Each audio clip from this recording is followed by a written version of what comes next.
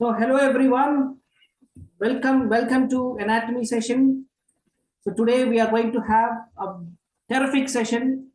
A lot of doubts will be cleared and a lot of mnemonics will be given to you, and we will be discussing all the important diagrams. So basically your first internal exams for most of you have been announced in your college. So today's questions which I will be discussing is the feedback given by you people to include the following topics. So first and foremost, I hope all of you are studying very well, and anatomy, you're taking it very seriously, and it is going in a very good pace. So dear students, before we go into anatomy, I would like to brief you out what all you should be doing. So first and foremost, you should have a very good textbook of anatomy. So that is basic standard book is Chaurasia textbook. I guess you will be having BD Chaurasia textbook. So that is one, but it is an elaborate book. And then whenever you are studying, you should go in a chapter-wise sequential manner. So those chapters I'll be discussing during the course of today's presentation. And always while studying, you should have two marker pens of different colors. Your first reading, you should, if you are used to mark with pencil, otherwise you will paint the whole book. Then on the second reading and third reading, you can always mark with your marker pens. So that is how you will come to know the important things. And the diagram practice is very important. You should know how to draw the diagram very fast. So initially you may take around 5 minutes to draw a diagram. Over a period of time, the speed comes, and then in the exams, you should be able to draw the diagram within 1 minute, 45 seconds to 1 minute with labeling also. Okay, so that is what is required. So the paper management, time management, everything during the course of our session today, I will be discussing. So I hope all of you are doing good and all of you have settled down well, right? So still some few more people are joining. I would suggest them to settle down, make your notebooks, pen, paper, or everything ready. So next 1.5 hours to 1 hour 45 minutes, you're not going to move anywhere. Make a commitment to yourself, whatever happens, right? Even you get a call from the home, please do not attend. You have to be with me for next 1.5 hours. You will see that the 10 questions, what we are going to discuss today is over for once and for all. And whatever you have studied, just take it and keep it separate from your mind. I will be incorporating some new ideas, so you need to learn through them. So then the anatomy becomes very, very easy. Okay, so without wasting much time, so let's go into the portions. So dear students, you have joined BDS. Definitely few months have been over and your first exams has been announced. So during the time when you join, now you will be something like this. And this is before the start of preparation. And once the exam dates are announced, last moments, I guess everyone becomes like this only. Yes, so everyone becomes something like this. So I hope this state should not happen to anyone. Okay, so this will happen to those people who do not plan their studies, who take things very lightly, who think that everything can be managed in a single day or single night or one day before the exam. So please understand that there is nothing called last minute preparation when it comes to anatomy. You have to study, you have to read, you have to revise. If you do all those things perfectly, then only you will be able to get good scores in the exams. So during the course, you will see some diagrams where you will see that all the arteries are colored in red, all the nerves are colored in yellow, and all the veins are colored in blue. The muscles are colored in brown. So this is a standard. You cannot change the standard colors, okay?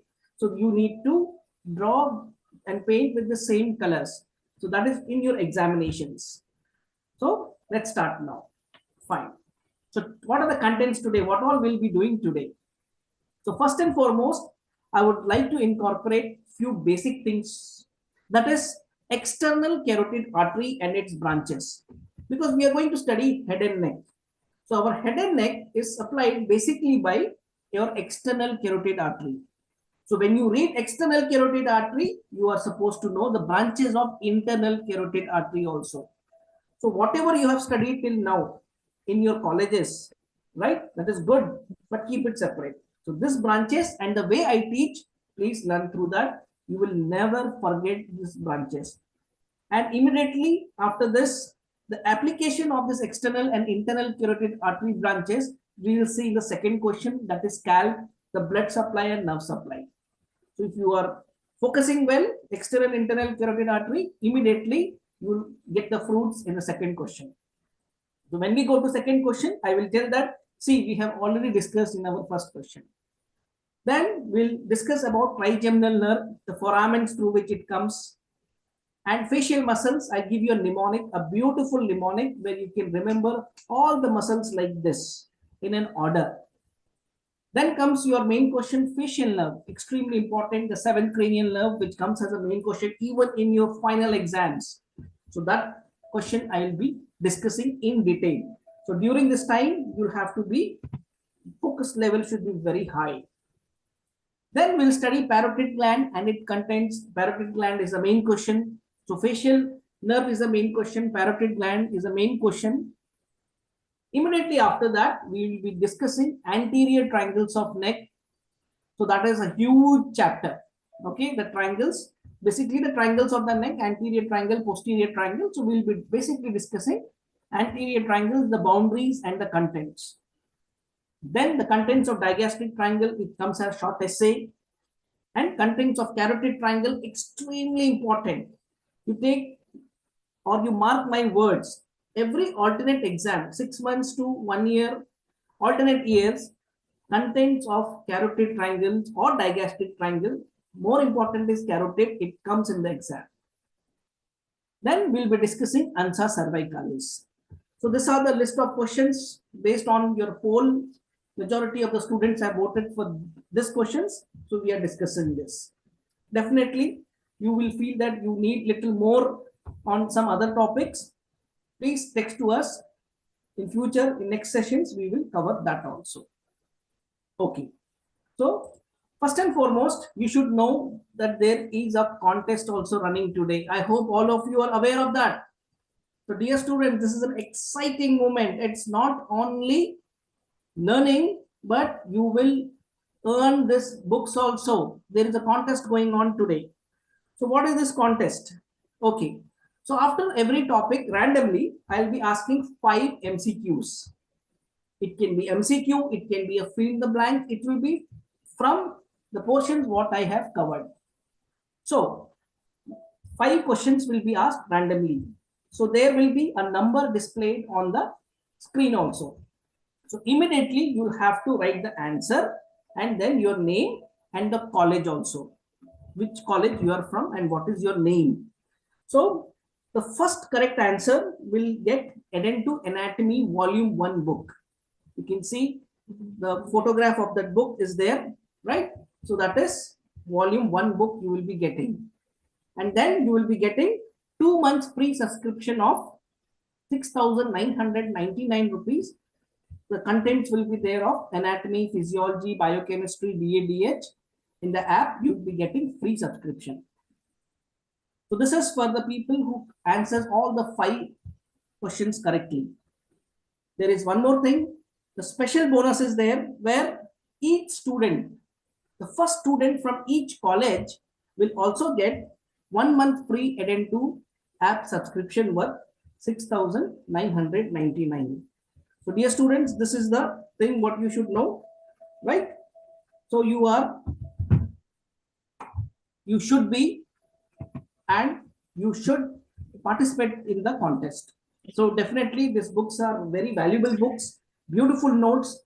Whatever I am teaching, many aspects are covered in the notes, an easy way to learn. This is actually a shortcut to success. Okay, so this thing you should always participate and try to win it. Okay, so first answer first. Okay, so that contest is on. So keep your phones ready and be very sharp. The moment question comes, learn the answer, and please write the correct answer. Okay, so let's start now. So who are we? So this is an Edentu's digital online platforms program. So this is a platform where first year to final year to MDS coaching takes place here. Okay, so you are at the correct place at the correct time. Okay, so more details are there on your screen, and during the course of our talk also I will be discussing them. So let's begin the first topic of the day. External carotid artery. Okay, external carotid artery. So this is what. So first and foremost, you should understand that our head and neck. Okay, this is head and neck. So we are going to study the blood supply. You call it blood supply, or you call it vascular supply, or you call it arterial supply. All these three supply is same. See, many of us have nickname, right? So all these nicknames, whatever it is, it will be the original name of that person only. You're addressing the same person. Similarly, arterial supply, blood supply, vascular supply is the same. Okay, so let's start with external carotid artery. So keep your notebooks ready. Okay, so blood supply, the irrigating fields. Now you see the river map of India, right? So this is our India map. There are a lot of rivers, hundreds of rivers are there flowing in and around. So definitely, if an agriculture field has to be irrigated, so do you mean that the river will come to the agriculture field? Definitely not. River will pass across a city, and the tributaries or the canals are made, and the water is drawn from there. Similarly, this rivers is like our blood supply, which will be flowing in our body. And whatever the blood has to be taken, oxygen, carbon dioxide, all those things, what in physiology you will be reading, those things will be taken through the capillaries, right? So arteries, capillaries, veins, the connections, I hope you have studied well in physiology. So that is not our focus today. Our focus is external carotid artery and its branches. Right, the whole story. Now, for example, the river Ganga starts from where? The Ganga river starts from Gangotri. It's a glacier.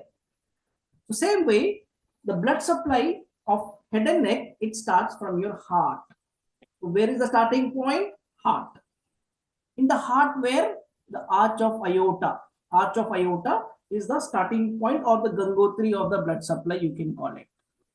Where it is located? At the level of second costal cartilage. So you have got ribs. You have got first rib, second rib, third rib, fourth rib, and the cartilage between the ribs is called costal cartilage. The cartilages between the ribs is called costal cartilage. So between the first and second, at the level of second costal cartilage, your arch of aorta is there. This is from the cardiac cycle. Also, go back and read. Now, just imagine, arch of aorta is like a grandfather. What is he? A grandfather. A grandfather has got three kids. So the three kids' names are right brachiocephalic artery, left subclavian artery, and left common carotid artery. This is the siblings of, or not siblings, or these are the daughters and sons of the grandfather. Now see here, there is one right and two left. So just assume that for a father, the girls are always correct. So the right brachiocephalic artery is a girl, just for our understanding. Left subclavian, left common carotid arteries are the boys. Just think like that.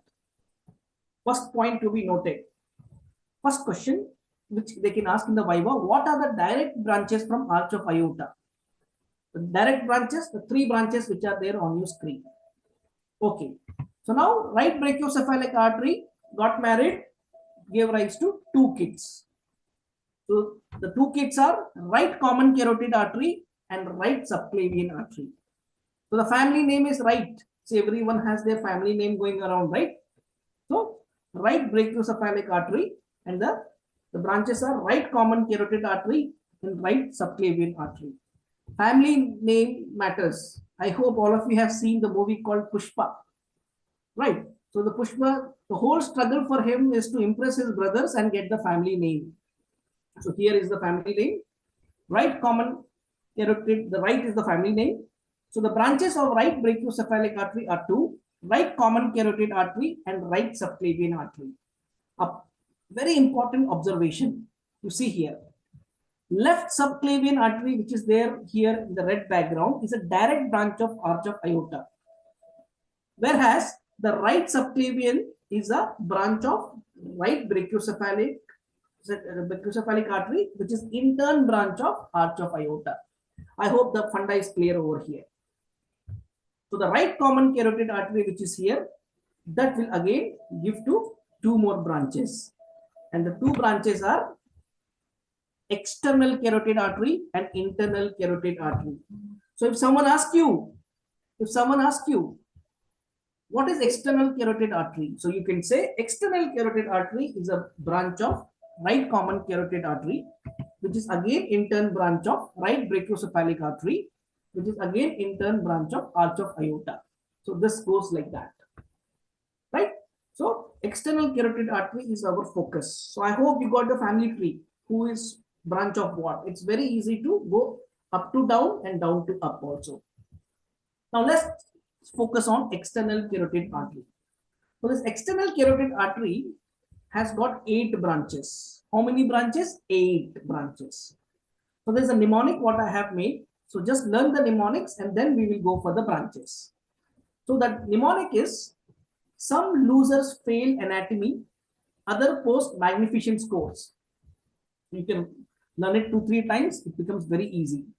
Some losers fail anatomy, other post magnificent scores. So each word is like one person, you can call it. So there are 8 persons.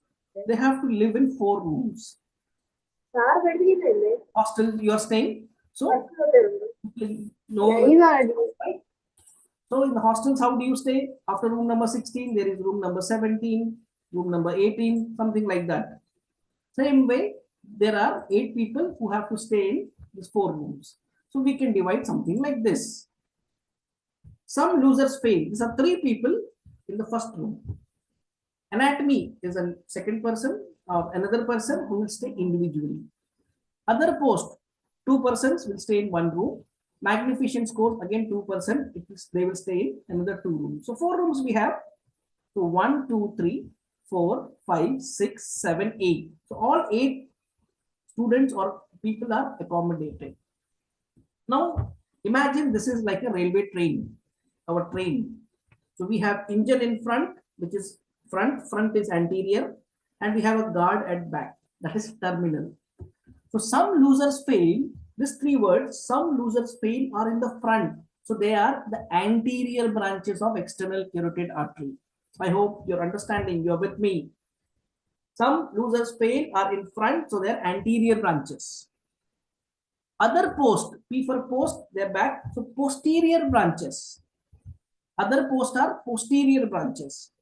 Some losers fail are anterior branches. So between the anterior and posterior branch, there is anatomy.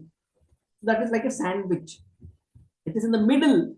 So it's a medial branch. So some losers fail is the anterior branch, other post is posterior branch, anatomy is the medial branch. And the magnificent scores, these are the last ones, terminal. So these are the terminal branches of external carotid artery. So I hope the mnemonic you understood now. Only thing is you need to know what is the actual name of this arteries. So same thing, anterior branch we have. Some losers fail are anterior branches. Posterior branch is other post. Medial branch is anatomy. Magnificent scores are the terminal branches. This is the mnemonic what I am telling. Now let us study the actual branches names. These are the actual branches name. Some losers fail. These are the anterior branches. So superior thyroid, lingual, facial, this first 3 are the anterior branches of external carotid artery. Anatomy, which is a medial branch. So that is ascending pharyngeal artery is the medial branch. So if someone asks you, what is ascending pharyngeal artery? It's a medial branch of external carotid artery, which is again in turn branch of right common carotid artery, which is again in turn branch of right brachiocephalic artery, which is again in turn branch of arch of aorta. So from down you can go up, and from up you can come down. I hope you're understanding. It's very easy now. Then other post are the posterior branches, that is your occipital artery, posterior auricular artery.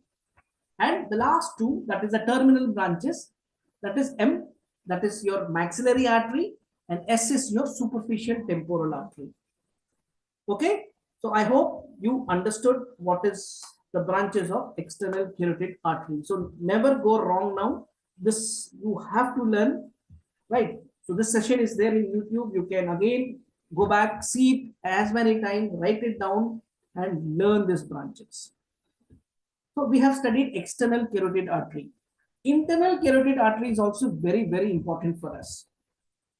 So internal carotid artery, basically it has got four parts. Cervical part, cervical means neck. In the neck, there are no branches. Then we have got petrous part, where they have got two branches, cardiotympanic, pterygoid. Not that important, just namesake, you can learn this. Cavernous part is in cavernous sinus. Cavernous sinus is the main question for you in your next internal exams. This may be there in your portions. Then very important, cerebral part. So in the cerebrum, that is the brain part, we have got ophthalmic artery. So you have to mark the star mark for ophthalmic artery. Someone asks you, what is ophthalmic artery? So ophthalmic artery is a part of cerebral part of internal carotid artery. What is internal carotid artery? That is a branch of right common carotid artery, and the whole tree goes up. I hope you're understanding what I am telling you, right? So this ophthalmic artery is our artery of interest. So we will discuss that. So this ophthalmic artery has got the first part, central artery to the retina, then branches arising from the lacrimal artery. So here we have got branches to the lacrimal gland, and one which one I have written in red color, that is two zygomatic branches, zygomaticofacial and zygomaticotemporal. This will be very, very useful for us when we study the scalp chapter. So two zygomatic branches. So if someone asks you what is zygomaticofacial, zygomaticofacial artery is a branch of lacrimal artery which is arising from the ophthalmic artery, which ophthalmic artery is a branch of cerebral part of internal carotid artery, and the whole tree goes up. So some like that you have to read. Now I can understand that in this short 1.5 period of time, you can't write all those things at a very fast rate. So just keep on writing whatever you can. After the session is over, the link also will be given to you. Then you can go in detail, pause, learn, read again and again. Okay. Then branches arising from the main trunk, extremely important. Whichever I have marked in red colors are the ones you should never forget. If someone hits you at night also and wakes you up, you should be able to tell this. So supratrochlear and supraorbital arteries. So dear students, here comes the first question. So this is the time for you to win prizes. Edentu books. What are the terminal branches of external carotid artery? Answer is very simple. Please answer. The numbers are there. It's a WhatsApp number. You can send your WhatsApp immediately. I'm just giving you around 20 seconds time. First question of the day. What are the terminal branches of external carotid artery?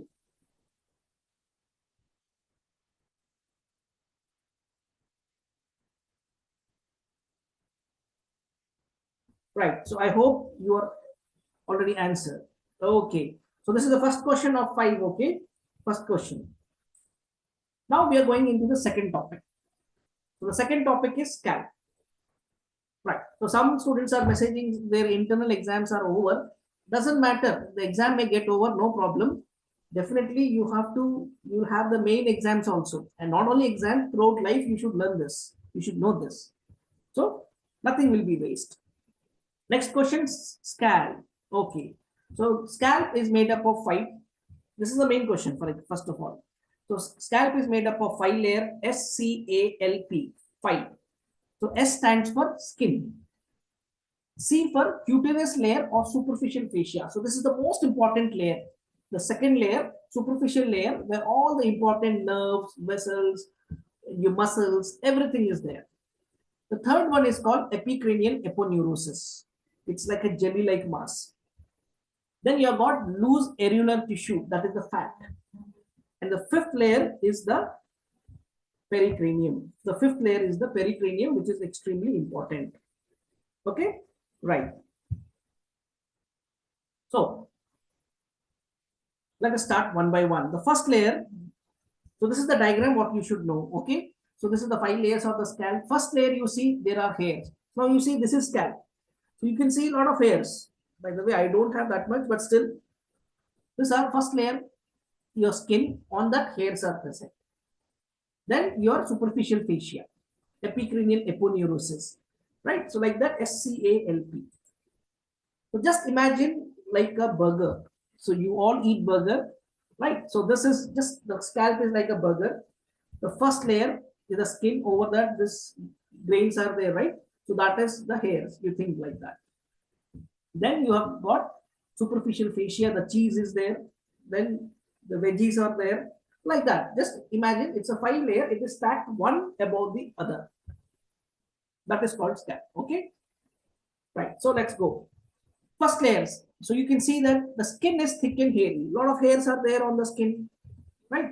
And in the burger also, a lot of granules were there.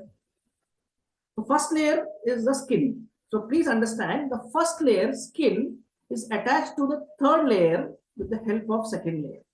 Obviously, when a building is there, ground floor is connected to second floor with the help of first floor. Very obvious.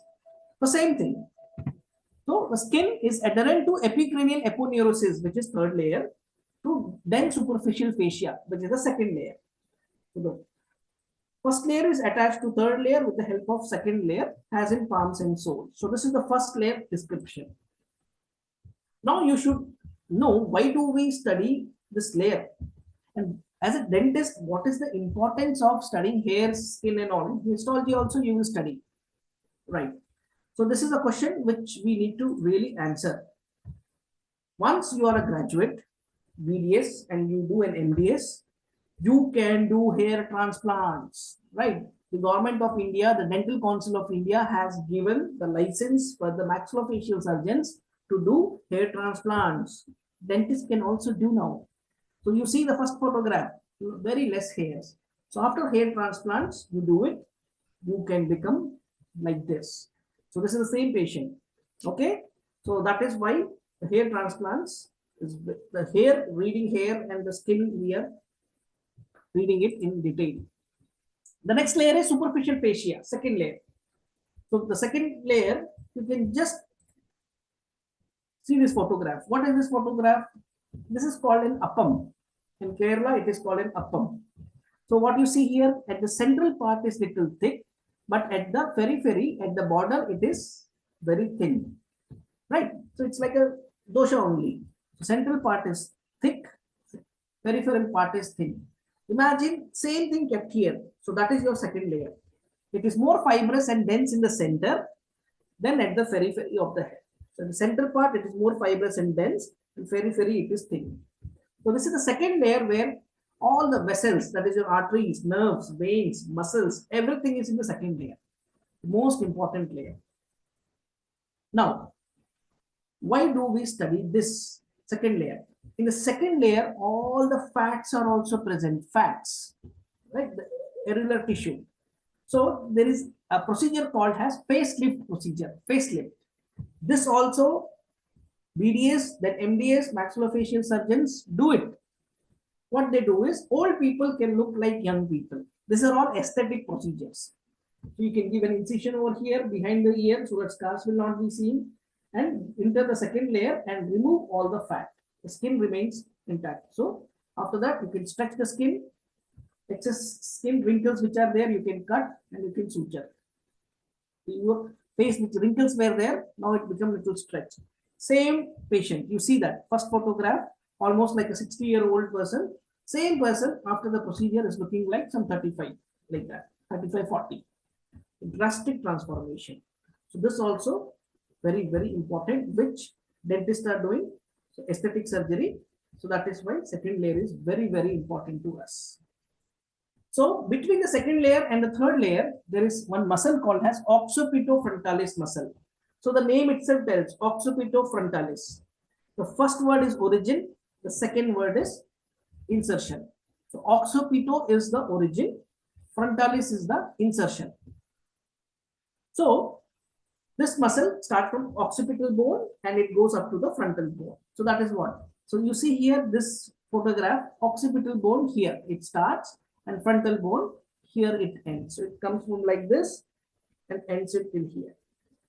So this is the frontal view where occipitofrontalis muscle you will see like this. So this occipitofrontalis, one part is on the occipital bone, one part is on the frontal bone. So it has got two wings. So that is called as bellies. It has got two bellies. The first belly is called occipitalis and the second one is called frontalis. Frontalis. And this is between the second layer and the third layer. So down will be the third layer. Both are inserted into epicranial aponeurosis. Epicranial aponeurosis is the third layer. Third layer, okay? So both frontalis and occipitalis are submerged or it is inserted into the third layer. I hope you're understanding it, right? Because the class is there recorded, so you can go back again and see. Right, because of time constraint, I don't have time to repeat, make you understand and go forward. My focus is to finish as much as possible and always we are there. Any doubts you can ask us, right? So the session is there, you can rewind forward, do it later, fine. So now let us study one by one. Occipital belly, you can see here occipital belly. So these are like two separate things.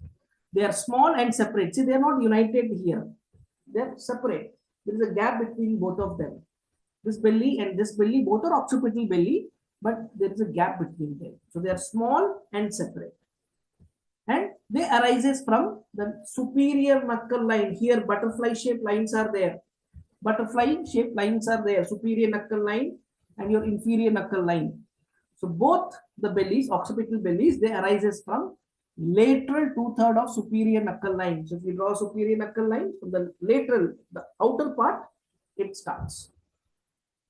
And it is supplied by posterior auricular branch of facial nerve. Facial nerve we will be discussing today. So in the branches of facial nerve, there is something called as posterior auricular nerve. Posterior auricular. This is auricle. Ear is called auricle in anatomy. Posterior. Behind the posterior auricular nerve supplies the occipital belly. Similarly, this diagram you see, this is the frontal belly. So these are more longer and wider and united in the medial plane. You can see here, they are united here. There is a fusion between them. But whereas in occipital belly, it was not. And this frontal belly arises from the skin of the forehead from here. And here our facial muscles are there, orbicularis oculi and corrugator supercilii muscle, it will go and merge with them.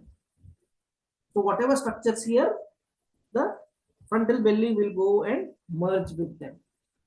Okay? So I hope you're with me and you're understanding.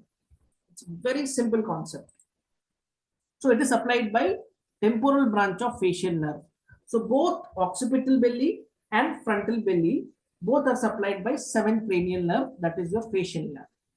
So it's very easy to remember. So see here. So this is the occipital belly.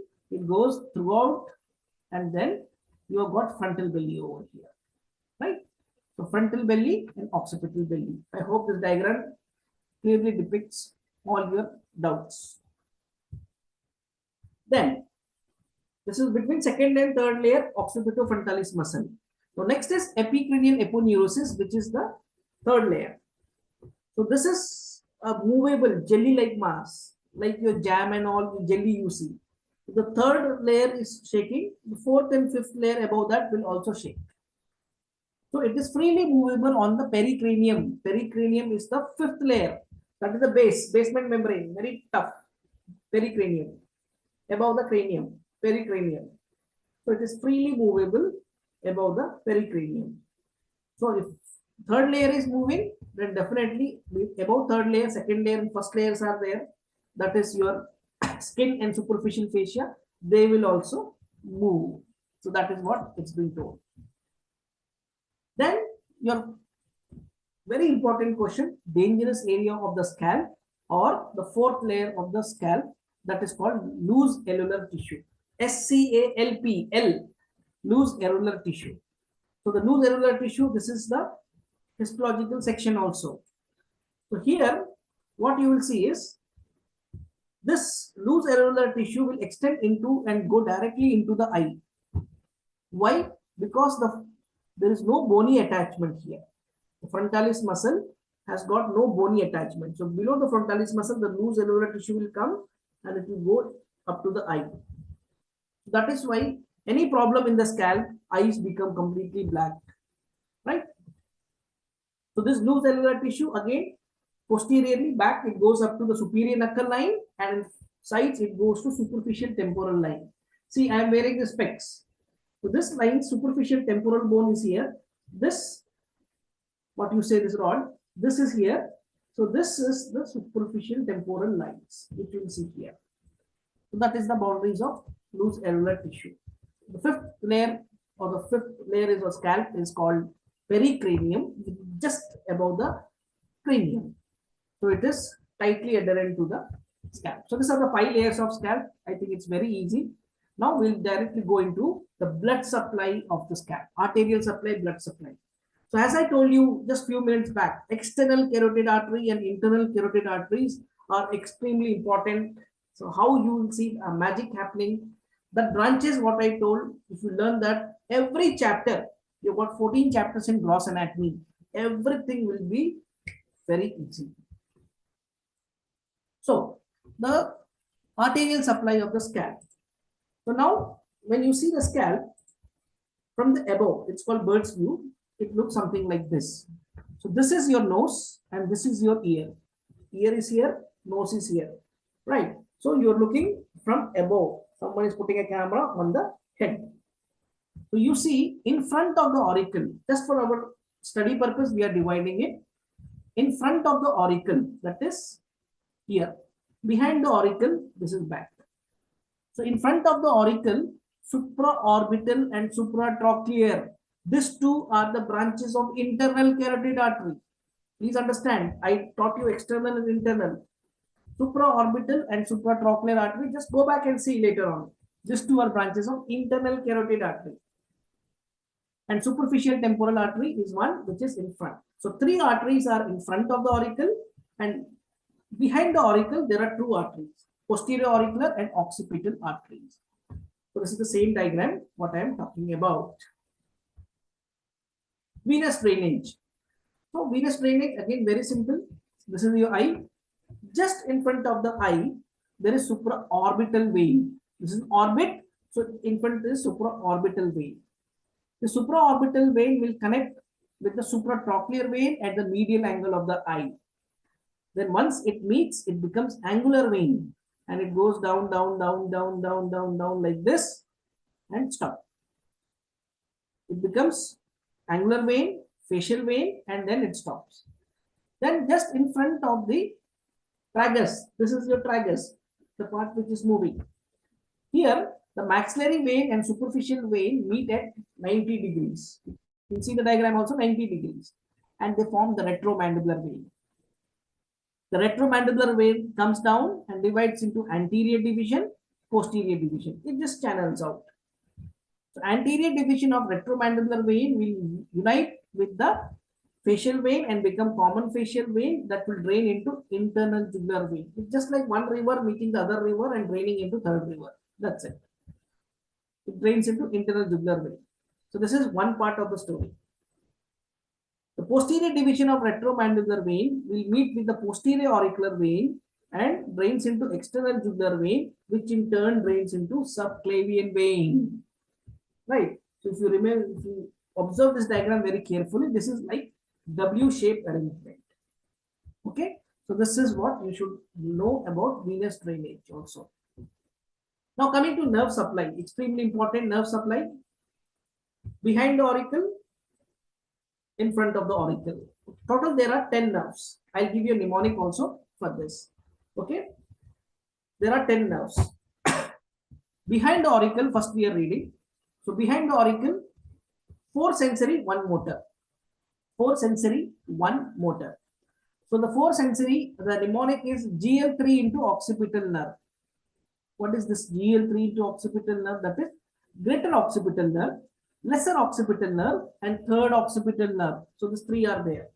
Only thing you have to learn is posterior division of great auricular nerve. So this is the sensory branches. Sensory means information going towards the brain. Motor means from the brain towards the organ if information is coming. And the motor nerve supply is posterior auricular branch of facial nerve. So these are the branches behind the auricle. Now in front of the auricle, write the mnemonic: 4 sensory, 1 motor. The 4 sensory are ZASS. ZASS. Right? ZASS. And there is a motor nerve supply of the facial nerve also. This thing I am just not telling everything on the slide. This you have to go and find out from your textbooks. Okay? That is, in front of the auricle, 5 nerves, 4 sensory, 1 motor. Behind the auricle, 4 sensory, 1 motor. Mnemonic: in front of the auricle, sensory, the mnemonic is ZASS. Go and find out what is that. It's clearly written in the book. And motor nerve supply is by facial nerve. So behind, it's here. Okay, so dear students, the second question of the day. This is the contest. The wounds of the scalp bleed continuously. It bleeds continuously because A, the scalp is highly vascular. Second, the blood vessels lie just beneath the skin. Third, the wound gap or gapes. And fourth, the vessel wall fails to retract. These are the 4 options. Immediately, just to be aware. Okay, there are a lot of books at the stake. You can win good books. These notes will help you a lot. The Edentu notes is all curated, well diagrammed books with beautiful color diagrams. It's beautiful notes. Your job will be very easy. So this is the second question of the day. So 3 more are pending after this. So dear students, these are some of our previous students who have got excellent distinction marks, first class, right, and great number of passing percentage. So these are some of the students. There are many more. We cannot include everyone's photograph. So these are the students. So in Edentu app, you will be getting recorded classes, live classes, notes, exercises, discussions, chapter-wise question banks, mock exams, and personalized mentorship also. There will be a mentor for you also. So this is all about the app where you will get. You can see on the right hand side how oral histology will look like. There are 14 chapters, tooth development. There is 1 video, 1 note, 1 exercise, 2 trial classes are there. Like that, every chapter will build on. So this is all in the Edentu app. So your life will be very easy. Even if you miss a class, you just go to this app. Even at night, 2 o'clock, just switch on. You can access any classes, any subject.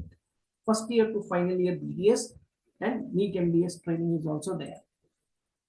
So you will get doubt clearing sessions in the live sessions, doubt clearing sessions, personalized mentorship. There will be a person to address your problems. Live as well as recorded classes, right? And university mock exams also will be there. So before you score, you take up your internal exams. Your exams will be here also. So where you will do assessment and you will come to know how you are standing. And a feedback will be given how to improve the marks in your actual exams. Right. So this is the actual rate of a 1 year subscription of Edentu app, where you will get first year like anatomy, physiology, biochemistry, DA, DH, all 4 subjects is 6,999, but that has been given at a discounted rate for the students who are attending this session. That is 3,999. Okay, so this is a plan, and one more plan is there again. That is, so the first year subscription plan, which I have already told you, 3,999. So here you will be getting 8 months first year subscription. 8 months you can have access to all the subjects, plus 3 months subscription for the second year. Like second year you will have plus 3 months second year subscription after first year. So even after first year, 3 months more you can have the subscription valid. Then there is again a finally first master plan, where master plan is 5,499, right? 5,499. So this includes the same plan which is there in your success plan. Plus, you will be getting study materials from the textbook also. The study materials is extremely important. Like the breakdown prices are there for you to know about it. Right. Now coming to the next question, the trigeminal nerve. So trigeminal nerve is the fifth cranial nerve. Okay. So we have got 12 cranial nerves. So a mnemonic for the cranial nerves I can give you. O O O, to touch and feel a garam vada aha. I repeat, O O O, to touch and feel a garam vada aha. So the first letters of each will tell all the cranial nerves. So this is the trigeminal nerve, the fifth cranial nerve. Now this trigeminal nerve has got three branches: ophthalmic nerve, maxillary nerve, mandibular nerve. Now in the Viva there will be questions. This nerve comes from which foramens? Ophthalmic nerves come from where? Maxillary nerve comes from where? And the mandibular nerve comes from where? So there's a mnemonic: standing room only. So you just learn this here: standing room only. Okay, so that means standing room only. First is ophthalmic, then is maxillary, then is mandibular nerve. So ophthalmic nerve is standing. So it comes from superior orbital fissure. Maxillary nerve, room, foramen rotundum. Mandibular nerve, only, standing room, only. Oh, foramen ovale. So standing room only. So there is no confusion. All your Vivas, you can answer like this. So in the app, much more is given than this. So this, because of time constraint, I am going a little fast and I am just giving you the main things. So the third question of the day. So dear students, simple question. So there's a number, WhatsApp number. So this number is very important. Kindly save these numbers. This is Edentu's customer care executive number. All your doubts, queries, you can ask it here. So maxillary nerve passes through dash. Now you write the foramen where it passes through. Okay. So this is the third question of the day. So two more are pending. Now, dear students, do you know what is the best time of the day to study? So this is like a mini break. Do you know what is the best time of the day to study? Now, some people study in the morning, some people study in the evening, some people love to study in the night. But we all are different from each other. So a study was conducted and then the survey found out that this graph. The best time to study in majority of the people where your brain is 100% active is 4 a.m. to 9 a.m. That is early morning, 4 a.m. to 9 a.m. Your concentration level is the best. Then your brain is 80% active, that is 7 to 10 p.m. That is the evening, 7 to 10. That is why your IPL matches, your movies, first show movies, or you feel like going and watching a first show movie rather than a afternoon show movie. And the TV serials all are placed at 7 to 10. The advertisements which comes in TV at the evening prime time are much more costlier than the same ad which comes in the morning. Then the worst time what they found was the night 12 to 4 a.m. So now you should know what is your first best time, second best time, third best time. So you should keep yourself under observation for 1 week of time.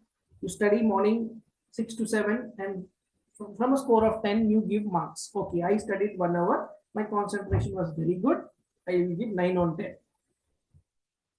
Then take a 5-10 minutes break and then you study 7 to 8, 8 to 9. Like that over a period of time. That's why 7 days you have to study yourself. A single day you can't sit 24 hours and give score for yourself. Then other day, another 1 hour, you will study and give the score. Then take an average. So you will come to know that which is the time best suiting for you to study. So in that best time, read the most difficult subject what you face. And in your easiest time, read the most toughest subject what you study, and in your same way.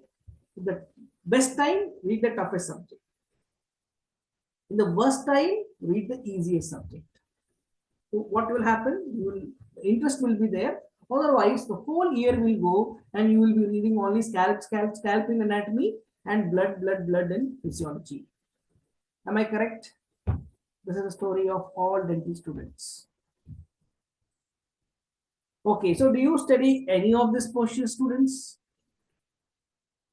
Right. So hostels you all stay. The primary purpose of the bed is to sleep.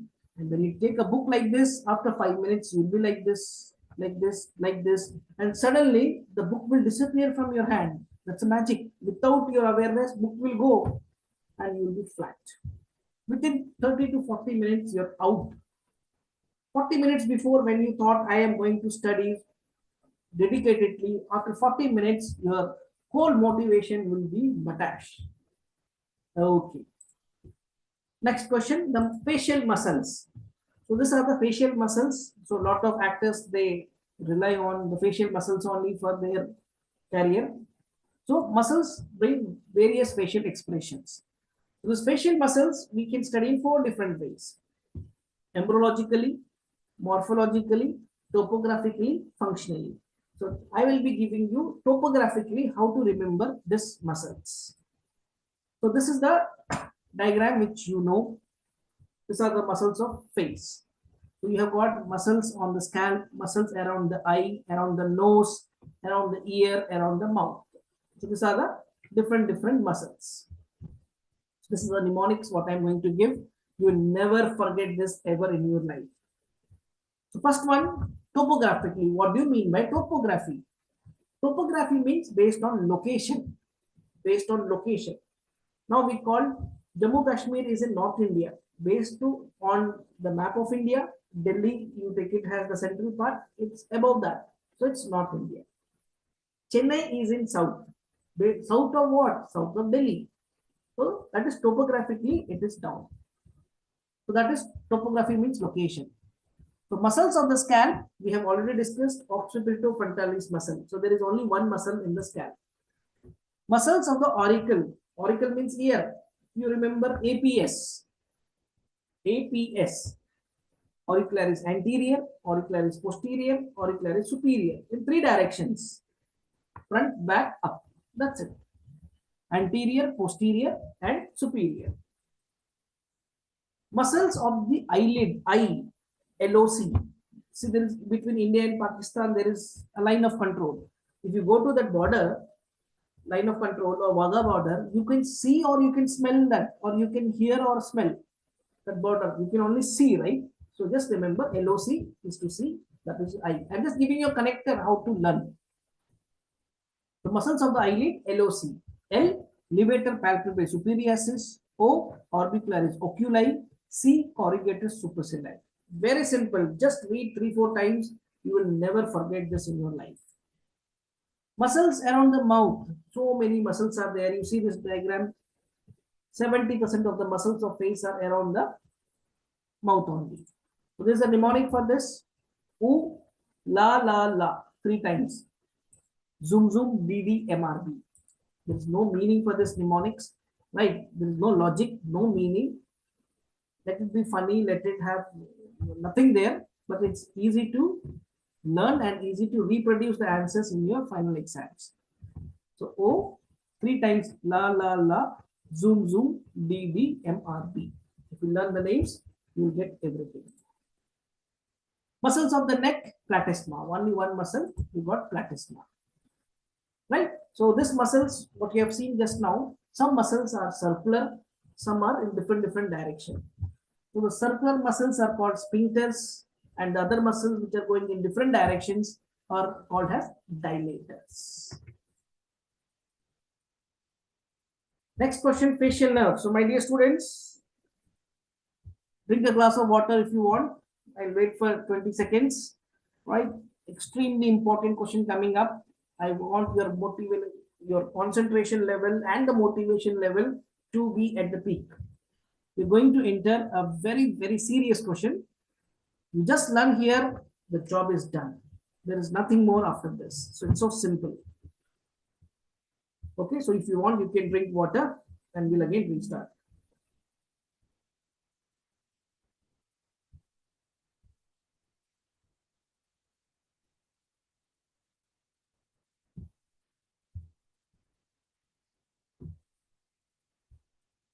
Okay, so let's start now. I think you had your water. Facial nerve. The facial nerve is the 7th cranial nerve. right? So it supplies all the muscles of facial expression. We have got 12 cranial nerves. Please understand the origin. Like there was a poem, 1, 2, buckle my shoe, 3, 4, knock at the door. In LKG, UKG, it sings this song, a poem. Same way, 12 cranial nerves, 1, 2, 4 brain. That means they originate from 4 brain. 3, 4 midbrain. Origination is from midbrain. 5, 6, 7, 8 pons. Our facial nerve is 7. So it's from pons. 9, 10, 11, 12 medulla. So I hope it's very clear. 1, 2, 4 brain, 3, 4 midbrain, 5, 6, 7, 8 pons, 9, 10, 11, 12 medulla. Okay. So our facial nerve, this is the diagram for that. So here I will be discussing the most difficult part, that is the intracranial course of facial nerve. Intracranial and extracranial course I will be telling, and the branches I will be telling. Other part you can read from your textbooks. Only the difficult ones I am going to encounter now. So once you see this diagram, that's a very simple diagram. Once you draw, you will come to know this. See here, there are 4 starting points. First is here. This is called as motor nucleus. Second one is here, lacrimatory nucleus and superior salivatory nucleus. And you have got the 4th one, which is your nucleus of tractus solitarius. So, motor nucleus, lacrimatory, superior salivatory, nucleus of tractus solitarius. So 4 different origins are there. They will all fuse and become one, that is called facial nerve. Please look at the diagram very carefully. So 1, 2, 3, 4. Okay, 4 nucleus. The second, third, and fourth, that is lacrimatory nucleus, superior salivatory, and nucleus of tractus solitarius, they will fuse here like this. See this dot, dot, dot, what you are seeing here. They come like this, they go here, they enter this ganglion, and then they supply the lacrimal gland. This is called sphenopalatine ganglion. Then again, this part comes here. This is the sensory part, okay? This comes here, it takes a turn. This is your stylomastoid foramen. Just above that, it takes a turn, joins the lingual nerve and enters the tongue. And then it also goes to ganglion, that is called submandibular ganglion. And then it supplies 2 glands, that is sublingual and submandibular gland. And once it comes out from the stylomastoid foramen, it gives 5 branches on the face. So this is what we are going to study now. Okay. So we have got 4 nucleus, which we have already discussed. The fibers of the nerve arises from 4 nuclei situated in the lower pons. 5, 6, 7, 8 pons I told you. So the origin is from pons. And there are 4 nucleus, the names are here. Now course and relations. So first one is, we will be discussing the intracranial course, then the extracranial. Inside the brain we are going to study. So facial nerve is the 7th cranial nerve. After that, after 7, there is 8. The 8th name is vestibulocochlear. So facial nerve is attached to the brain stem by 2 roots, motor, sensory. So there is an origin in the brain, pons. From there, 2 different extensions are there, motor, sensory. They both are separately arising, okay? Motor root and sensory root, they are separately arising. The sensory root is also called by a special name, that is called nervus intermedius. So what is the name of sensory root of facial nerve? Nervus intermedius. Now see this. The 2 roots of the facial nerve, that is motor, sensory, they are 7th nerve, and next will be the 8th nerve, that is vestibulocochlear. Right? The same thing is written. The 2 roots of the facial nerves are attached to the lateral part of the lower border of the pons. I told you pons.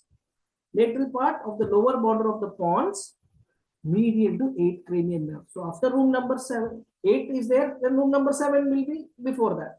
Same way. So you have got motor root of 7th nerve, sensory root of 7th nerve, and the 8th nerve. These 3 are originating adjacent to each other. So these 2 roots, that is the motor root and the sensory root of facial nerve, just think that they are brothers and sisters. Motor root is the boy, sensory root, nervus intermedius, is the girl, and the vestibulocochlear is their neighbor, a friend, a boy. Just have this image or picture in your brain. So the two roots, what are the two roots? Sensory and motor, runs laterally forwards with the eighth nerve. So they're playing sensory root, motor root, and the eighth nerve. They all are going laterally and reach to the internal acoustic meatus. Now, one thing you remember, inside the house, the brother and sisters will always fight. 90%. Right? They will fight. They are separate. But once they go out of the house, the brother and sister becomes one. Outside, no one can tell anything to my brother. No one can tell anything to my sister. Inside the house, we will fight. But outside, we are one. So the motor root, sensory root, in the internal acoustic meatus, they are separate. Once it is going towards the end of the meatus, it becomes one. It fuses and goes out as one nerve, that is the facial nerve.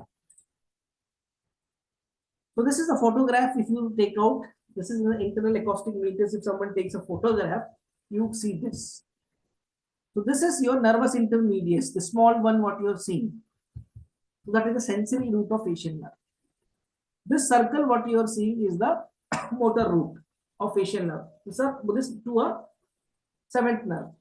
And this half moon shaped or bean shaped what you are seeing, that is the eighth nerve.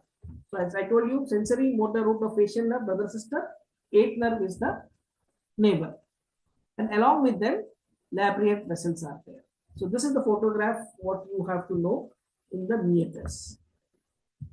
At the bottom or the fundus of the meatus, when they're coming out, the sensory and motor root will fuse and become one root, one nerve, that is called as facial nerve. So within the canal, you see that the pathway is something like this.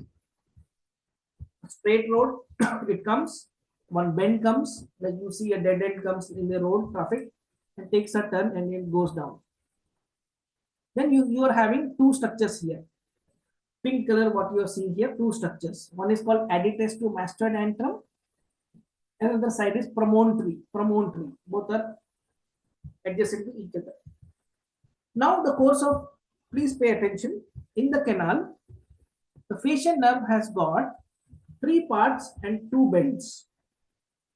3 parts, 2 bends. What is first part? This is the first part. And you can see one bend here. Bend means one dead end or 90-degree bend is here, like one junction.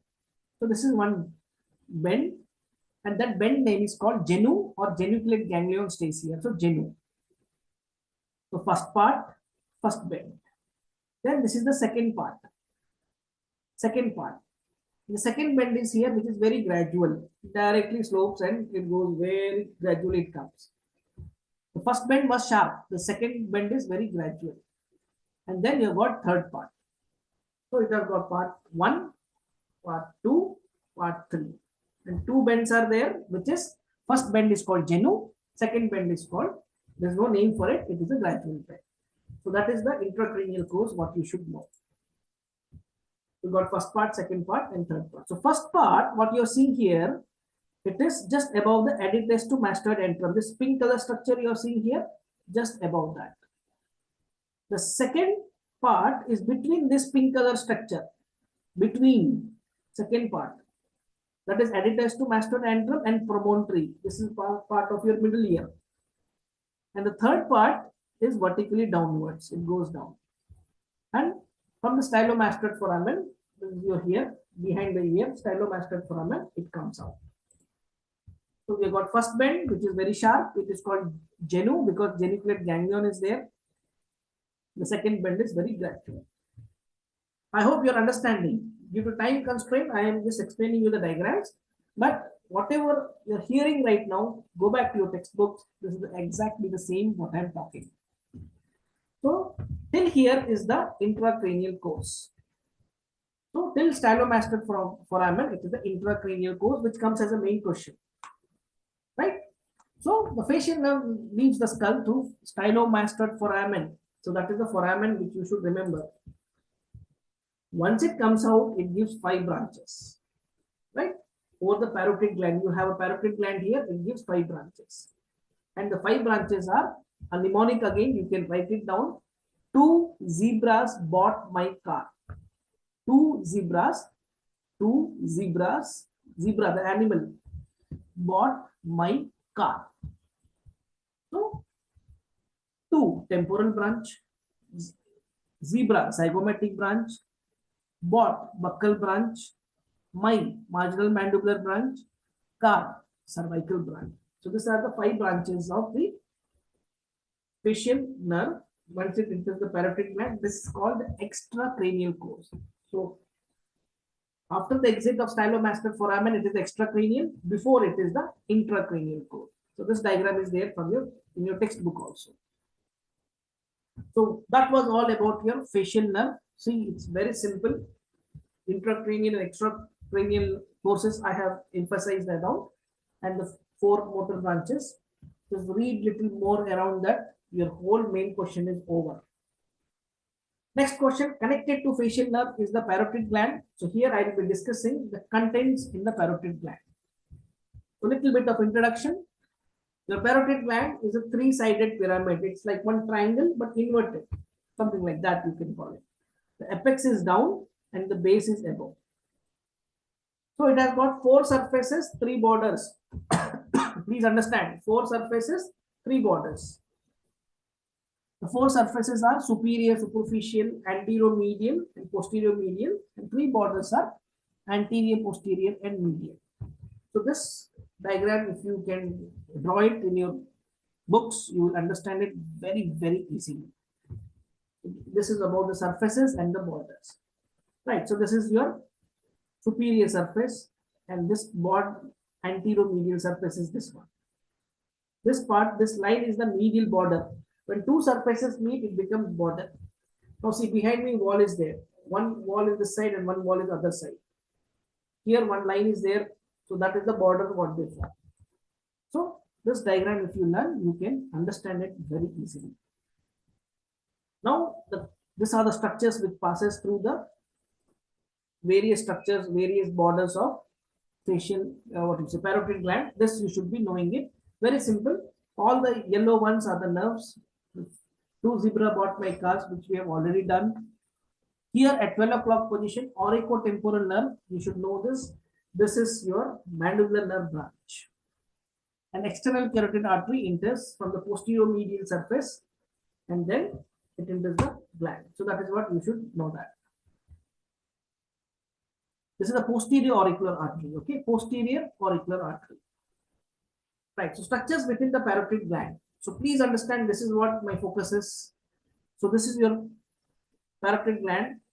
From 6 o'clock position, that is your apex. You see here external carotid artery goes.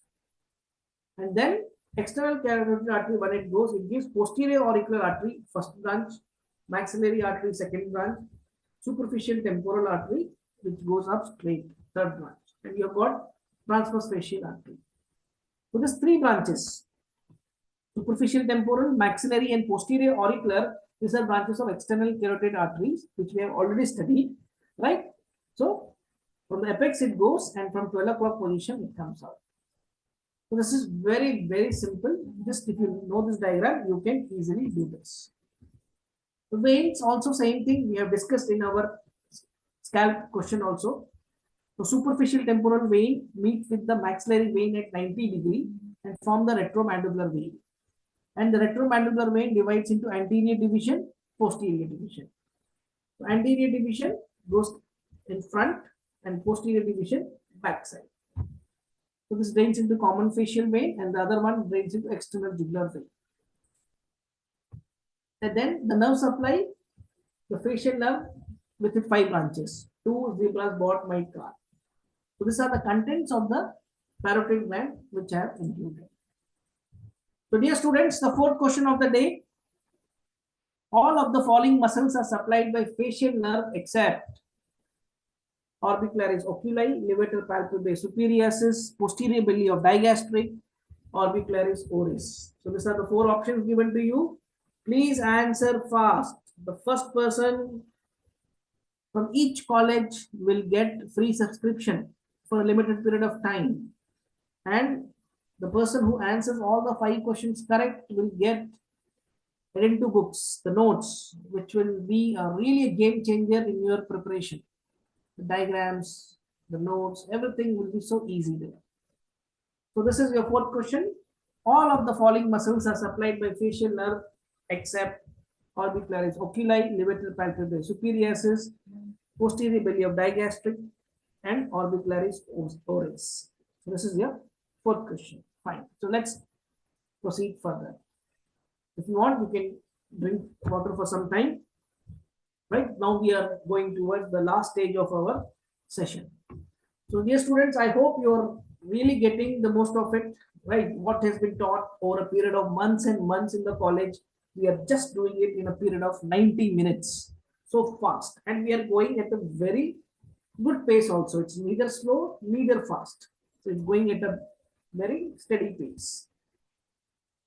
So dear students, do you know that if you don't revise, don't study on a daily basis, we forget 82% within 24 hours. So today, for example, whole day I opened an anatomy book or physiology book. I am reading the chapter blood, blood, blood. Close the book. I did not recollect in the evening. I did not revise. Next day also I'm not reading. After a few days, everything is gone. 82% we forget within 24 hours. So this is the table, a chart what we should know. So once you start reading, on that day your memory will be here. You can see the cursor, my cursor moving here. Then you don't revise 1 day, 2 day, 3 day, 4 day, and then it comes here. It never becomes zero because you have spent a lot of time. Your memory will never become zero, but you will not know the answer also. As it happened to you, you studied in your hostel, you know the answer. Morning you opened the book, you read it, you know the answer. What is there? Very easy. You go to exam, the question paper given, oh, the same question has come. You are so happy. And once you start writing the answer, you forget everything. Nothing is there in your brain. Has it happened to you in schools, anywhere? This is because we don't remember the thing, but we just recognize the thing. We have not revised. They just opened the book. This is there, that is there. Answer is there on that page. Their diagram is there. Right side, the table is there. This side, diagram is there. We recognize it. But what is it? We don't know it actually. So that is why you should revise on a daily basis so that memory will be at this top level constantly. That is very important. So for the any tough things are there which you can't study, what you should do is once you read for the whole day, you just revise up in 1 hour. Whatever you have studied 4-5 hours, revise in 1 hour. Then you revise the next day in 1 hour. Then after that, just 2 to 3 minutes, just glance the notes. Same thing, glance that notes in the next week, next month, and 6 months later. You will never forget. The mistake what we do is we'll study in depth now, close the book for 2-3 months, and just open the same chapter. After 3 months, it is all new, Greek and Latin. Again, we start with introduction. And whatever tough things you are facing, make a revision wall like this. So definitely don't write on the walls, put a chart paper, and then chart paper you can stick all those things. Important names, values, branches, arteries, your physiology, even your biochemistry cycles, physiology, values and all, right? DADH, your date, eruption sequence, all these things, if you write it down and stick over a period of time, you will recollect this. Just passing by here and there in your room, just read once in a day. Slowly, it goes into your subconscious mind. So that is why it is very important to make a revision wall. Now going to triangles of the neck. Okay, so this is a big chapter. Triangles of the neck. You've got anterior triangles, posterior triangles. So there are total 6 triangles. So definitely we are not going to discuss all the 6 triangles today. We will be discussing the most important boundaries and the contents of the top 4 triangles. So anterior triangle, the name itself tells it's anterior. So this is your midline. If you see the body, this is the midline. If you look at me, you see me like this. So this photograph is like this. One side you are seeing. One side you study. If you study this side, the other side also becomes the same. So anterior triangle of the neck lies between the midline. You can see here midline. And here you have got this muscle. This muscle is sternocleidomastoid muscle. So this is the boundary. So between your house and my house, there is always a boundary, like a wall is there from this point to that point, this electric pole to that electric pole. People have their markings. So here, from the anterior midline till the anterior border of sternocleidomastoid muscle, we have got the area called as anterior triangles. But this triangle is very big. Now, like the map of India, India is a full country. But for our better administration, it is again divided into so many smaller states. So smaller triangles are there. Same thing. So this is the anterior triangle, what you are seeing on your screen. See this blue color structure, the diagram what we have seen. This is the total anterior triangle, the boundaries of anterior triangle. You've got midline of the neck, anterior border of sternocleidomastoid muscle, line joining the mandible, angle of mandible to the knuckle line, up to where it goes. So this is the diagram what I am talking about. Now this anterior triangle is divided into 4 triangles. You can see here, this is one. This is triangle number 1. You can see here the yellow color structure, the 3 triangles have come. Please pay attention. This is triangle number 1. This is an imaginary triangle, just for our study purpose. So this is called, in short, triangle number 1 or submental triangle. This is mental process just below that. It's called mental triangle, submental triangle. Then you have got the second triangle, what you can see here. This is your triangle number 2. That is called your digastric triangle or submandibular triangle also, digastric. So you got your posterior belly of digastric, anterior belly of digastric, right? And then the line joining the angle of mandible up to the superior knuckle line it goes. So this is your triangle number 2. 1 is submental, 2 is digastric. Now let us study triangle number 3. See this. This is triangle number 3. So here posterior superiorly you have got this muscle, posterior belly of digastric. Then here anterior inferiorly we have got superior belly of omohyoid. And the base is formed by the anterior border of your sternocleidomastoid muscle. So this is triangle number 3. And then you have got one more imaginary triangle, triangle number 4, which is like this. So this is a subdivisions of the triangle. So let us study one by one. So this is 1, 2, 3, 4. So it's easy to remember 1, 2, 3, 4.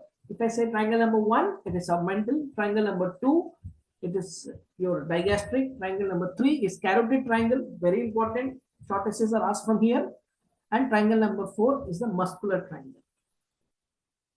So first of all, why do we study this neck? I am a dentist. Why I should study this neck? Why? Because lot of swellings comes in the neck. And if there is a tumor in the mouth, that it metastasis to the, or it goes to the lymph nodes which is there in the neck also.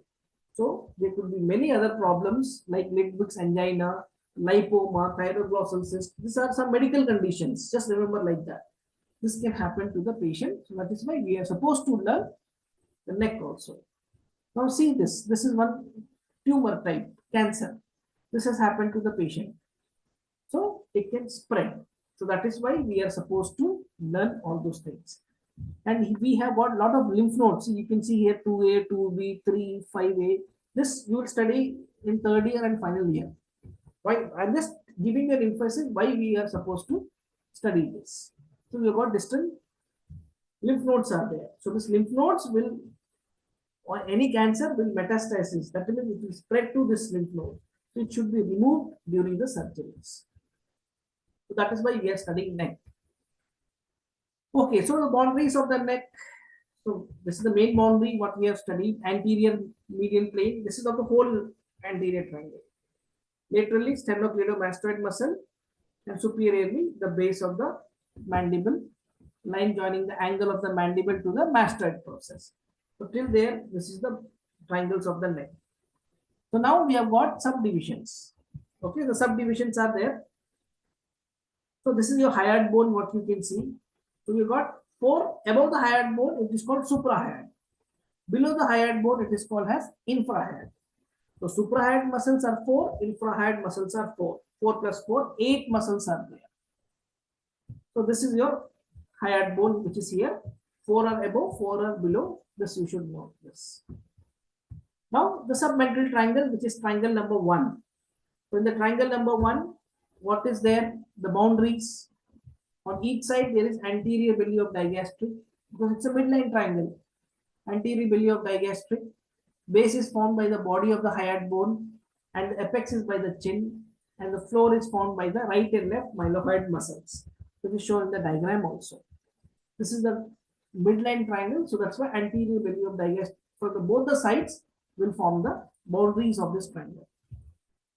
So this diagram you will find in your textbooks where A, B, C is written. So all the structure which is present in C, that is your central part of lower lip, chin, mental process, they will drain into submental lymph nodes, which is present in the submental triangle. So that is all the structure in the C. So the submental veins are also there, which will form the anterior jugular veins. So this is the content of submental triangle. Similarly, digastric triangle, triangle number 2, very important, it's a short answer. So area between the mandible, one bone, and the hyoid bone, these two are the bones. Between them, this area is called submandibular region, below the mandible, submandibular region.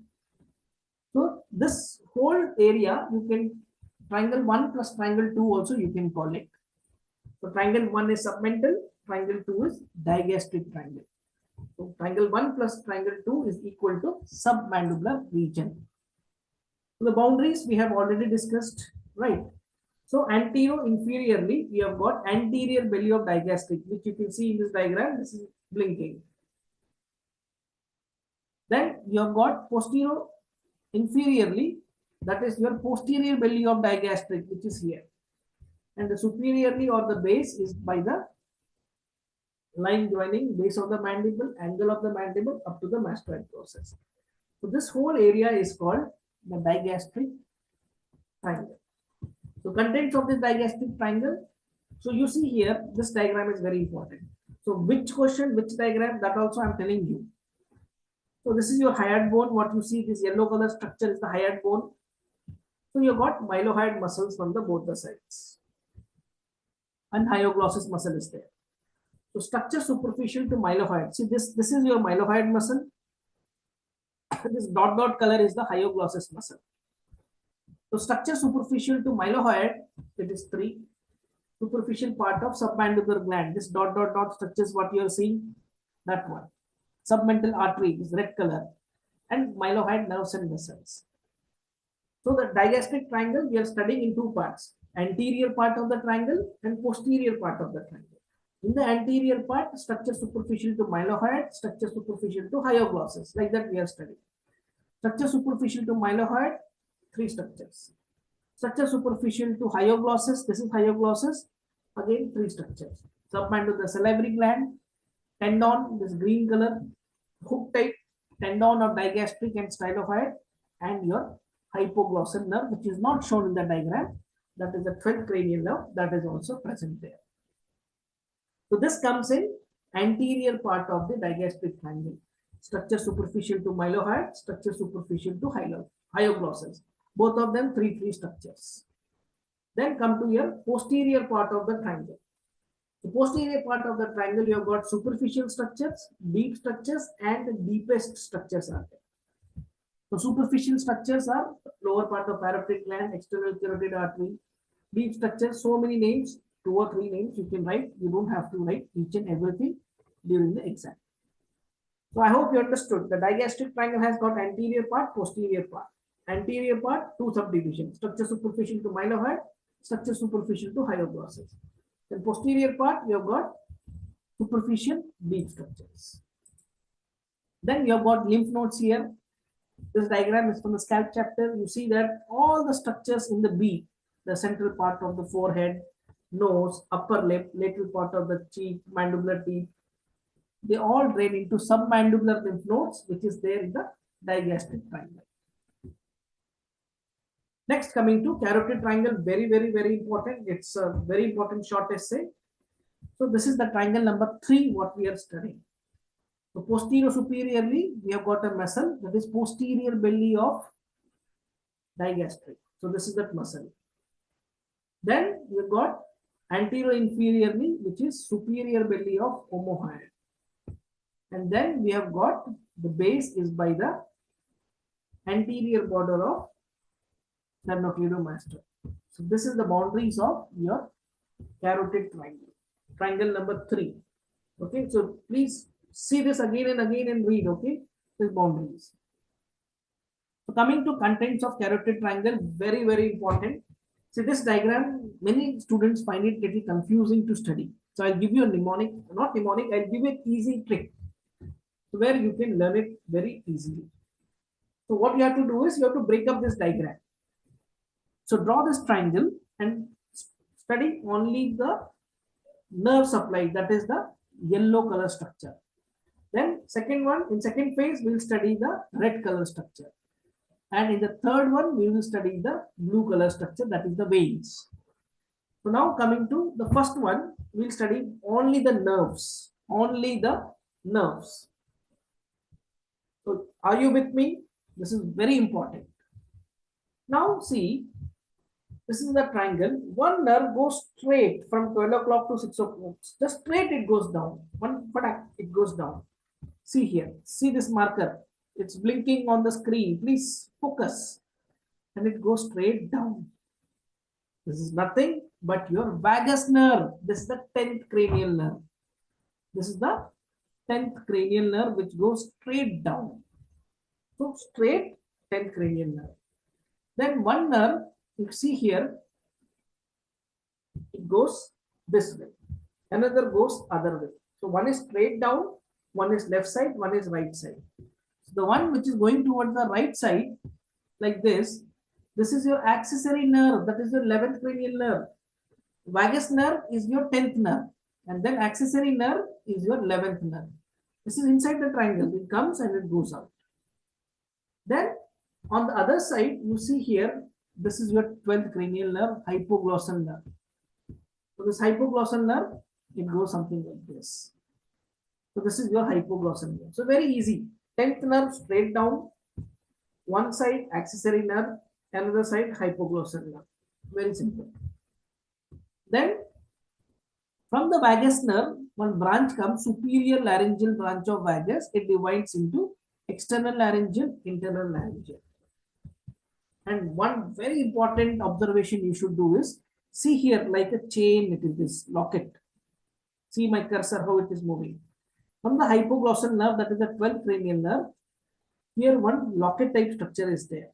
And this locket type structure, what you are seeing here, behind what is there? Artery is there. This is your external carotid and internal carotid arteries, right? So common carotid artery, external, internal. So just above the internal carotid artery, it is coming down, just goes out of the triangle, takes a turn, crosses the vagus nerve, and then your veins, jugular vein, it overlaps and it goes out. Like this one chain type or mala what you wear, it's like that. So this is about your nerve supply. Then you see about the red color structure, that is your arteries. And this we have already discussed just few minutes back. So your common carotid artery comes here, divides into internal, external carotid arteries. External carotid artery has got 8 branches. Out of this 8, 5 branches will come in the carotid triangle itself. This is a Viva question. So the 5 branches are mnemonic SALFO, S-A-L-F-O. Please write it down. SALFO, SALFO. So S for superior thyroid, A for ascending pharyngeal, L lingual, F facial, O occipital artery. So this branches, you can see here, see occipital arteries here. All these things are here, 5 branches are here. And then your jugular vein goes. So this is the content of your carotid triangle. So this is very, very important not to miss this. Okay. So just segregate and learn.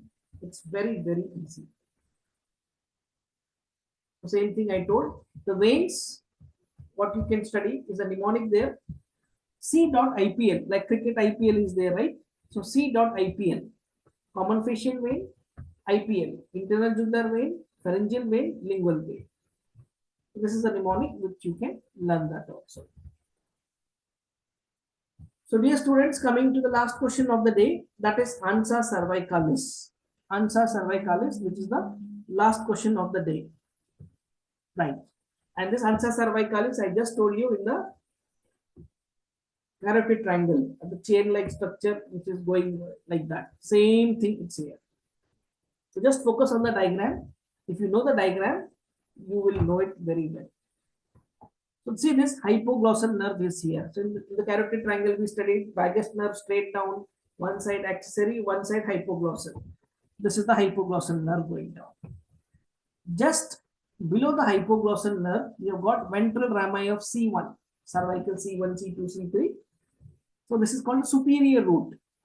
It comes like this, straight, and it gives direct supply, that is the C1, to direct supply to geniohyoid and thyrohyoid. These two structures it gives. And then you see one mala-like structure, U shape. So this is the descending branch. And this hairpin bend, what you're seeing, hairpin bend, like your septic pin, hairpin, how it takes a bend. This hairpin bend is called ansa cervicalis. The actual ansa cervicalis is this hairpin bend. And in the hairpin bend, it supplies three structures: sternohyoid, sternothyroid, and inferior belly of omohyoid. So what I'm trying to tell you is there is hypoglossal nerve. Just below the hypoglossal nerve, ventral rami of C1 comes like this. It takes a turn, go down, takes a turn, come up. And in between, they are giving some other structures, they are supplying it also. Then this root goes up. This is called inferior root. And then it goes to C2 and C3. C3 it merges. So it started from C1, takes a turn and goes to ventral ramus of C2, C3. So one is a superior root, one is inferior root. And these are the structures what it supplies. This is on what you should know about ansa cervicalis. Very simple, just diagram based, nothing more than that. Then the muscular triangle, we are studying the triangles of the neck. The fourth triangle is the muscular triangle. 1, 2, 3, 4, the fourth triangle. So here, infrahead muscles are there, infrahead muscles. So you can remember the infrahead muscle with a mnemonic called TOSS, T-O-S-S. T for thyroid, O for omohyoid, S for sternohyoid, and sternothyroid. And what supplies the sternohyoid, sternothyroid, thyroid? Your ansa cervicalis. Just see here. Just now we studied sternohyoid, sternothyroid. So your ansa cervicalis supplies this infrahead muscles. So dear students, this was some of the questions which we have discussed today. Due to time constraint, definitely we cannot finish everything in one go, and definitely so many topics in a single day also, it's a big problem. But because your exams are coming and a strong request to discuss these 10 questions, so I somehow managed to give the most important aspects in this speculated time. So these are the students of Edentu who have successfully qualified, which I've already explained you. Edentu app has got recorded lectures, live classes, notes, exercise, discussions, chapter-wise question bank, simulation exams, right? And personalized mentorship is given. So our course has got doubt clearing sessions. Then you have live as well as recorded classes, personalized mentorship. Then you will get university mock test and evaluation also will be done. Question banks of the previous papers, university papers. So simulation, so many will be there. So it's always you should practice, and then perform in the final exams. So for the first year students, there is a plan over here. So the actual original price for a 1 year subscription is for 6,999. But the students who have enrolled in today's session, they can avail the same benefit for 3,999 rupees. So these are the details and the numbers what you have answered, your questions. I think 4 questions we have given, right? So let it be the 4 questions, okay? So the number is given there. So that number you can answer and all your queries will be solved there itself, okay? So this we have got the success plan, which I have just told you, 8 months subscription plus 3 months second year subscription after first year. So extension of 3 more months, 8 plus 3, 11 months it will be there. And first year master plan, which is 5499, along with the success plan, that is the plan number 1, you will have all the materials also. Study materials will be given. Your anatomy, physiology, BADH books, everything, notes will be there, which is a color coded, beautiful notes over there. So, dear students, this is the time to make your career. The next 3 to 4 years are extremely important for you. So, please understand that change 3 things in your life: your attitude towards the studies, your behavior with your elders and juniors, and your thinking pattern. It's very important. It is not important what you did before in life. What you're going to do now will dictate what you are going to be tomorrow in life. So your attitude, behavior, and thinking has to be perfect. So dear students, your time starts now. You have to work very hard, right? All your queries, whatever doubts you have, please put it in the chat box. Whatever I can answer right now, I will answer now. If not, there is a WhatsApp group for us. Right? You can put the questions there also, where I will be personally answering to all of your queries. So a bird sitting on a branch of a tree doesn't get frightened by its shaking. A bird is sitting, and you shake the branches, it doesn't get frightened, because the bird does not trust the branch, but it waits. So dear students, make your preparation in such a way, even if the question paper is tough, it doesn't matter. Out of syllabus, it doesn't matter. Always stay ahead. Always be ahead from the rest of the crowd. So for that, Edentu is a solution for 1 point solution for all your queries. So you can always stay ahead from your batchmates by enrolling into the sessions. So, dear students, have a wonderful and a positive future. Right? It's very important. The time is extremely important. If the time is gone, it's gone forever. Right? The word, once it is said, it is said. And the moment once it is gone forever. So please understand that this beautiful time, make your career the best. Your first impression should be the best impression. Okay, so any questions? Please put it in the chat box. I request the support team to kindly put the questions in the chat box so that I can start answering.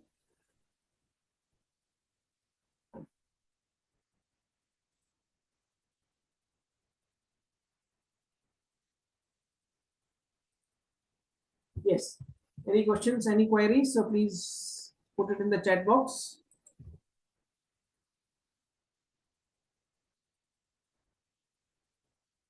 Okay. So the first question is, like, some people have asked, 1 second.